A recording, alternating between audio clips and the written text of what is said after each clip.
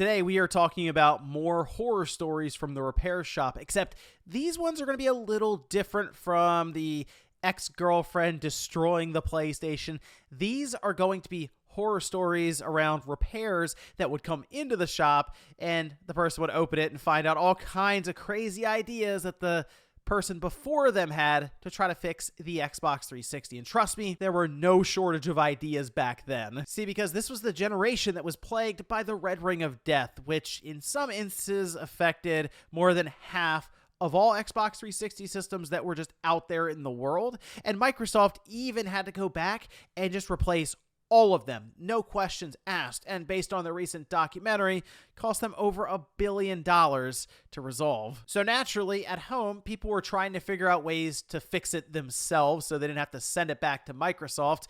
And, well, let me know if you were someone who actually attempted some of these different fixes down below in the comments, because we're going to start with a pretty basic one. In fact, one that I'm sure many people who are watching this video may have tried or know someone who tried it, and that's the towel trick. This is probably the most popular mod that people would do to the 360 in order to fix it, and a lot of that's because it's very easy. So if you just have a towel out at home, and I assume most people who had a 360 at a house probably had access to a towel. If your Xbox got the red ring, you had a few options. You could send it away to Microsoft. They would send you a box. You would then send it to them. And sometimes it would take just round trip, 2 weeks maybe. It wasn't instant. So instead, some people realized they could wrap the Xbox 360 in a towel when it's red ringed, allow it to overheat to where it goes to 2 red lights, let it cool down, and then the system would turn back on for a little while. This was a very temporary solution. In fact, most times it wouldn't last beyond a week, but there was discussion around people doing this and then taking it to your local GameStop, for example, and then trading it in because it would make it past that initial test. In fact, when I was at GameStop, we would occasionally get messages just to remind us to test 360s longer than other systems. Just let them run for a while before you immediately take it in. Pick out a graphically intense game, maybe a Call of Duty, something like that. Let it run for a bit while the customer's there just to make sure it's not either overheating, the fans getting loud, or yeah, red rings. But the fact that you didn't have to open the system means that the warranty seal wasn't broken, and all you had to do really was wrap it in a towel. I don't recommend doing this, obviously. Now, the reason this worked is because inside of the system, you were indeed heating up the board, and it was a very mild reflow is how I would describe it. So the system, when it would heat up, it would be expanding and contracting then as it cools down, and the solder balls inside of that GPU, so the main chip, the reason Microsoft had so many issues with them after they eventually discovered it was actually the solder balls inside the chip. So not necessarily the ones that were under the chip connected to the motherboard being the sole reason. There were solder inside of the chip where the GPU and the substrate would meet, and those would also have their own connection issues over time. So being able to do this towel trick would allow those connections maybe to reform slightly, just long enough to pass post and start up. Also, this feels like a major fire hazard because you would have the power cord still plugged in. So yeah, a lot of reasons not to necessarily do this, but I feel like a lot of people out there did. Okay, so the towel trick, pretty basic stuff, but what if you want to open the system and work on it? In fact, what if you want to open the system and add pennies to it in order to fix the red ring? Yeah, seriously, pennies. I actually found quite a few of them. Okay, this one sounds weird, but stick with me for a minute because I definitely found pennies in Xbox 360 systems all the time. And the reason they would be there does make at least a little bit of sense based on what it was trying to accomplish. Okay, so essentially when I would open an Xbox 360, I would come across different modifications, and one were stacked pennies that were wrapped up by electrical tape. And the reason this would happen is they would then take that stack of pennies and put it on a BGA chip, a ball grid array chip. So be able to put pressure on, say, RAM chips underneath of the 360 board, the HANA chip by the HDMI port would allow it to reform connections. And yes, just doing pressure can make that happen, or even as a preventative measure, I guess. There are obviously many issues here. One, I mean, you're putting pennies in the system. I mean, it's probably not a great idea, but two, the idea is just putting pressure on the chip that's not even measured. So when you stack a number of pennies and then wrap it up in electrical tape, you don't necessarily know how much pressure you're putting on that chip when you torque those screws down for the case, because the case is basically what's completing that pressure. So if you put too many pennies on, you could legitimately damage the board, you could crack the chip, more of the solder balls. And while this was a sound concept just from a bird's eye view, because like when I would open up a system and I needed to see if the HANA chip had a faulty connection, you could at times press down on that chip or maybe RAM chips or something just to test it. And if it posted, that would let you know, okay, there is a faulty connection here for the chip. Not a permanent solution, though. That's the biggest thing. It was just a way to diagnose quickly on the fly. Certainly not something you want to do with pennies stacked up all over the place, but I would come across this much more than you would think. Also, you may be wondering, why pennies exactly? Well, from what I can gather, a lot of these repairs were done at home on the cheap, and this one literally cost pennies. These systems sucked in a ton of air. So naturally, we would try to figure out ways to get more air through those heat sinks and then out the back. And this led to all kinds of different modifications, from the fan to even taping cardboard inside. So if you look at the 360 where the heat sink, the fan, and then the duct is here for the airflow, you can see some gaps. And what people would do is they would take things like aluminum tape and tape all the way up and down and around the heatsink and that shroud. And then on the back, they would do the same where the fan is. And I don't really see how this would hurt the system.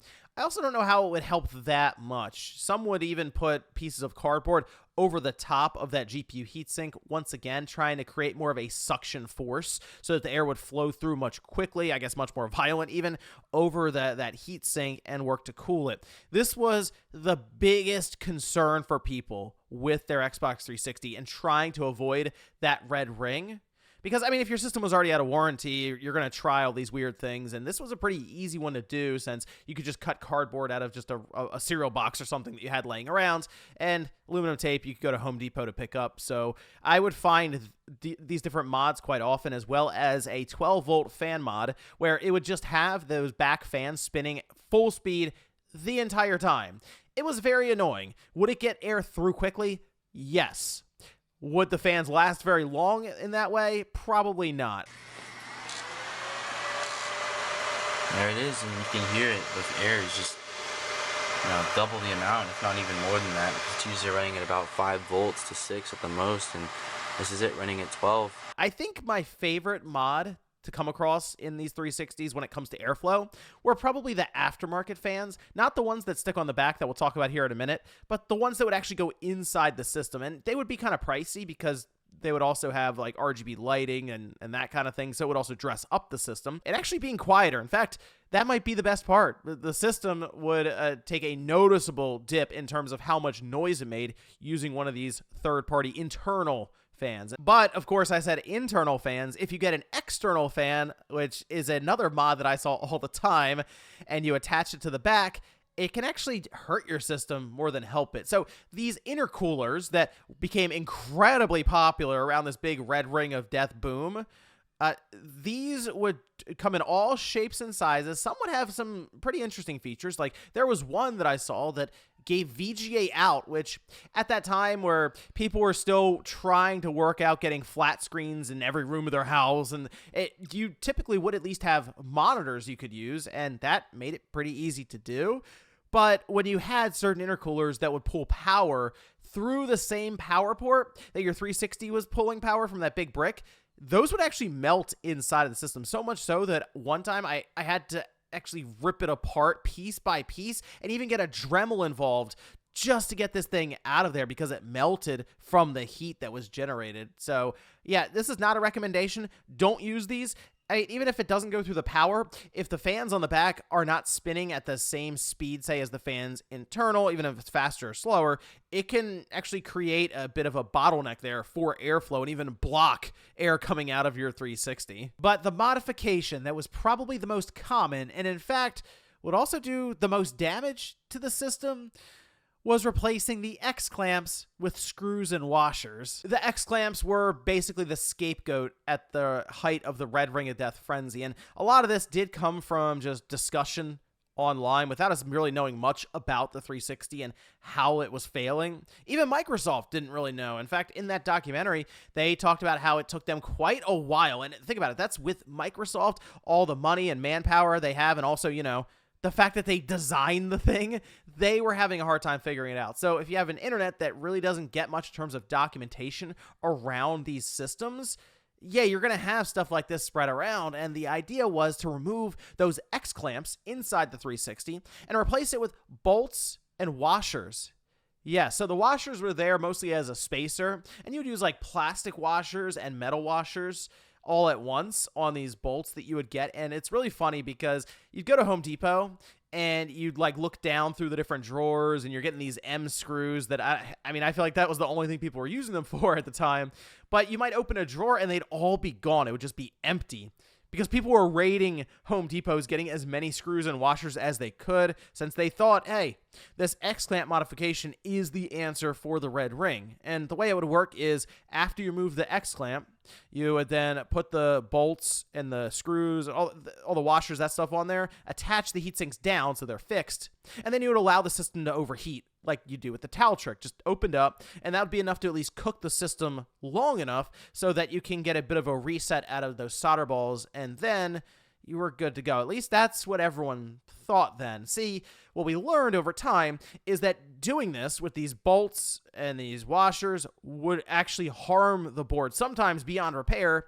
as it would warp the board around that chip, and it was very, very noticeable over time. There's a really good video where a person actually cut out around the GPU, and it gives you like kind of a side angle view as to how the bolts will start to just kind of bend and damage the board overall. So yeah, I actually recommend using X-clamps. In fact, when people would bring in 360 systems and they would have the bolt or the screw and washer mod done, later on, after we learned a lot about this stuff through trial and error, I would just end up replacing them with X-clamps. And I would tell them, hey, different heat sinks are in there now, X-clamps, the whole deal. Don't replace those. Most times, they wouldn't even know that was the case because they bought it refurbished from another store, and that was their solution. So this was incredibly popular. Don't be surprised if you buy a used Xbox 360, maybe to do some modifications to, that you open it up and it has screws and washers where those X-clamps should be. And I'm telling you, when I would start to work on a system and I had noticed that the warranty sticker was not there, I would just start envisioning all kinds of craziness that was going on inside of that Xbox 360, and yeah, it would basically be like a horror show the whole time, especially if it was one that was completely tricked out with multiple different modifications from this list. But let me know down in the comments if you remember this time during the Xbox 360's life when red rings were flying all over the place, and let me know if there were any modifications from this list that you tried on your own system. Thanks guys for watching, and I'll see you next time.